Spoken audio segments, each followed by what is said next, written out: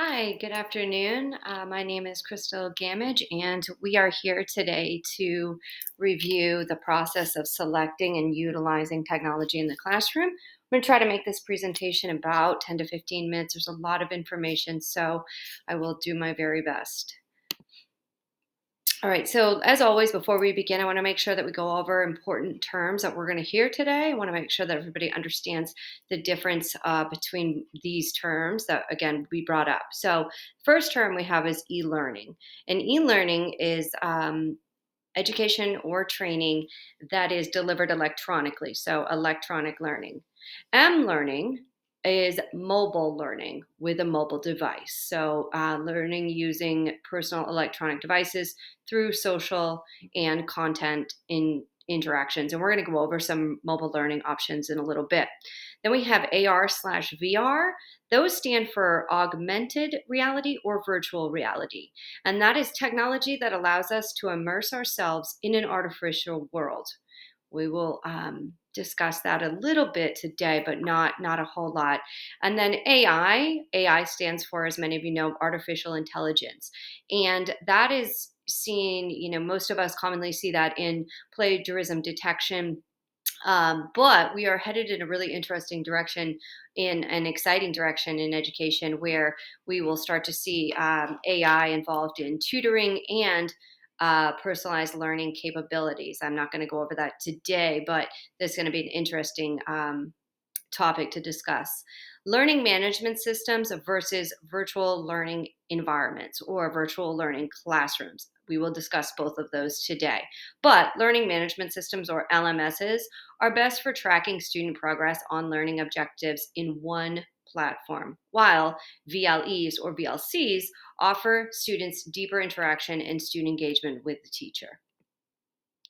The next slide are some quotes. I thought these were really interesting, and I wanted to share these as well.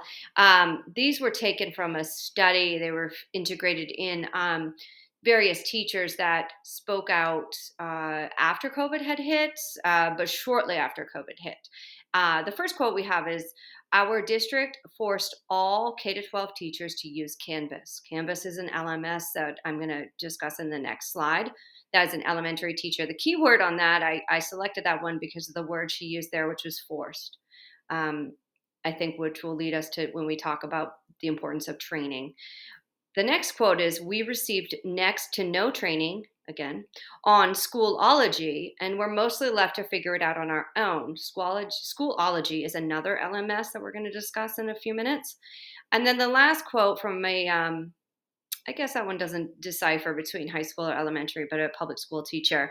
"I really see that teachers, whether they like technology or not, have seen the benefits of those learning management systems," which is promising.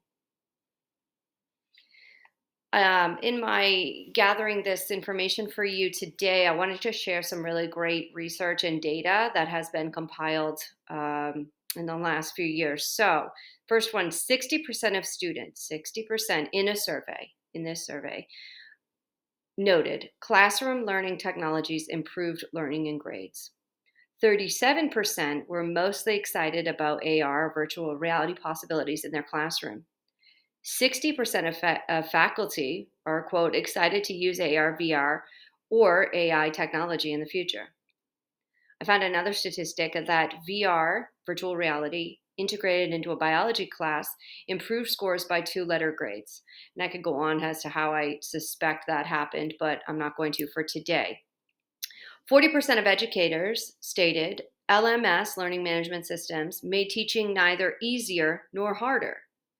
15% of educators stated professional development on learning management systems was very effective, which is quite low. And 48% noted that it was somewhat effective. What I want to continue to stress is the importance of training. Okay, so most important thing that we're going to talk about today is, how do you decide? And we're going to cover many different systems. How do you decide which system is right for you? Things I would suggest that you consider: relevance. Does it work with my curriculum, content, and grade level? Learning delivery. Does it support asynchronous and synchronous learning? Navigation. Is it easy for me to use and for my students. Collaboration. Does the system facilitate teacher and student collaboration or student to student collaboration? Grading and data reports. Does the system have a gradebook or does it sync with a current gradebook? Data reports, meaning does the system produce reports and is it able to track progress? Mobile access or accessibility. Is there an app or a mobile program? Are my students easily able to access this system no matter where they are? And then training and cost. What training is available? What is the cost? Cost is prohibitive in a lot of schools, and so cost is very important. Are we paying per user? Pay as students use it. Are we paying per learners? Are we fixed cost? 25. I have 25 students in my classroom, so I pay for 25 all at once. Is it a pay as you go, meaning I pay for what we're using? Or is there a monthly, yearly, annual subscription for licensing? Now we're going to dive into learning and management systems. There are 6 listed here. I'm going to briefly go over them, but I want to make sure that I talk about them. And I can't encourage enough that we want to go back to originally those that last slide of what to consider when you're looking at these learning management systems. So, a learning management system is a software solution that provides administrators, teachers, and school directors and students with the right tools to unify all learning activities in one platform. Again, all learning activities in one platform. The first example I have today is called Blackboard Learn. Blackboard Learn provides students with course materials, discussion boards, virtual chat, online quizzes, teacher communication, and more. The audience is intended K-12 and higher ed. Advantages include easy to use, upload assignments, calendar, discussion boards. There's a lot that's in this system. Disadvantages, the app on the phone is somewhat basic and the cost is high. That cost is $2,500 a year. Canvas. Teachers can upload and share course materials, track participation. It has a standard-based gradebook, which I know was a shift that we're moving in education. There is a mobile communication aspect, video learning, and e-portfolios. The advantages are it's user-friendly and easy to use. That's been reported. Cons, less customizing and video conferencing. The cost is free until you want to, and if you want the premium, there's a monthly premium. Moodle. Moodle is the most popular learning management system for higher ed. Advantages, easy to create, edit course content, very customizable. Disadvantages, it has a dated look. It's reported as a dated look and the cost. The audience, again, K-12 with a higher education component, $55 a year. iSpring Learn is cloud-based. SCORM, I think that's how that's pronounced, SCORM courses. Assign coursework and track results from the teacher, video tutorials, calendar, and hosting sessions through Zoom. So those two work well together. Cost $2.87 a learner. D2L, or also known as Brightspace, course and content, easily accessible, K-12 and higher education, submitting assignments, participate in discussions. Many of these have a lot of the same things here. This one, the cost of this program is $15,000 a year. It's quite high. The last one I'm going to talk about is Schoology. I picked this one to I've also seen this one. This one uses Google Meets. Assignments can be easily created, connecting with students, parents, and teachers. Also, PowerSchool. If any of you have ever seen PowerSchool, it's a popular gradebook online. It is synced with that. They are one company, and some of the advantages are there's a parent monitoring that is easy to use, and disadvantages, there's currently no mobile app. The cost is free. Next, we're going to move into virtual classroom software. It is a little difficult to understand the difference between the two. I put Google Classroom here, though I did see Google Classroom in LMS. So for this, it's going to be in this one. A virtual classroom software allows teachers and instructors to engage with learners in an online setting.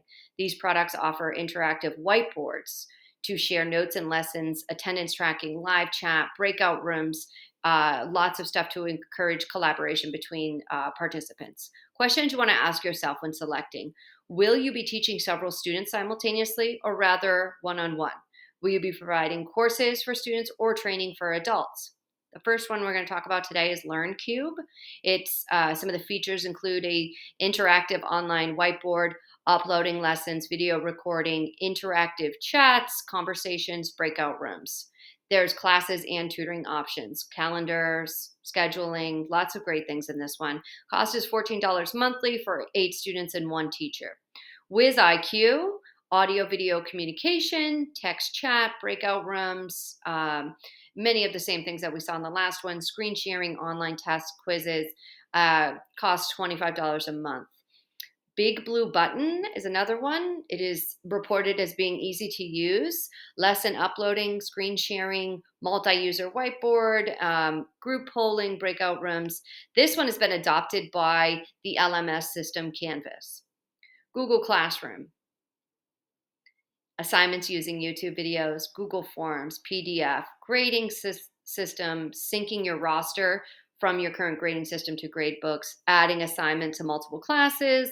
There's a lot of stuff there in Google Classroom because it is part of the Google Suite. So anything in Google can be easily integrated into Google Classroom. Advantages: it's organized, it's simple, it connects with Google Suite. And the audience, again, is K-12 at higher ed, and the cost right now is free. Neuro Smart, again, we have a digital whiteboard, cloud class recording, screen sharing, breakout rooms. This one has a really cool option, real-time notes that you can save for your students to see later. The cost is free for the first 5, and then $14 a month for up to 100 people. The last one is called Blackboard Collaborate, recording lessons and lessons, attendance, interactive whiteboard, chatting, group classes, breakout sessions. This one has a feature of office hours, which I think is great for higher ed and is used within the Blackboard Learn LMS. Next, we have web conferencing and webinar tools. Those are systems that allow facilitators and educators to stay connected in real time. Questions you want to ask yourself when selecting one of those: the size of your audience. What is the size of your audience or organization? And what is your annual or monthly budget and mobile functionality? Meaning, can I use it on my phone? Can my students use it on their phone? Zoom, our most popular option. You can use up to 300 participants at once. It's a lot of people. Share your screen. You can record sessions, host webinars, lectures, or meeting, chat, hand raising. There's polls. There's lots of things that can be done with Zoom. The cost is free. But then if you want to add more participants and more time, I think it caps you at an hour. Google Meet is part of the Google Suite and Blackboard Learn. Members can vary in size. There's a lot of the same features as Zoom, only this is part of the Google Suite, so it can use the Google Calendar, email, classroom, and all of that. It is free for 60 minutes. Past that, it's $6 a month. Microsoft Teams is part of the Microsoft 365 subscription. That offers video conferencing, file sharing, screen recording, individual group chat. The cost is free for 60 minutes and then a monthly subscription.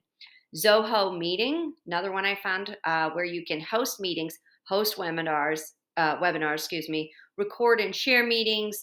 There's a great audience interactive component where there's polling, questions and answers, and so on and so forth. It is free again for 60 minutes or $1 a meeting or $8 for webinars. The last one we're going to go over is Webinar Ninja. You can create webinars. You can there's a live or hybrid option, chatting, polling, question and answer.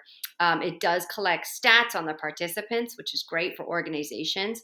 Reminder emails, great for students and other participants. The cost is $79 a month, for 300 participants. And this is the last part. So we have our mobile learning tools and micro learning. Mobile learning tools and micro learning is the process of online learning via a personal mobile device, such as a smartphone, laptop, or tablet. Questions you want to ask yourself: Well, why do we need these? We're facilitating group discussions. We're allowing peer-to-peer feedback and promote problem-based learning. These are really cool. I enjoyed looking at these. Talent cards is a company where you can assign material and quiz on a topic. You can learn anywhere, anytime. It incorporates gamification where you're quizzing yourself or your students are quizzing themselves on a topic. Teachers can create the quizzes, students can create those, and it collects data. Cost $49 a month.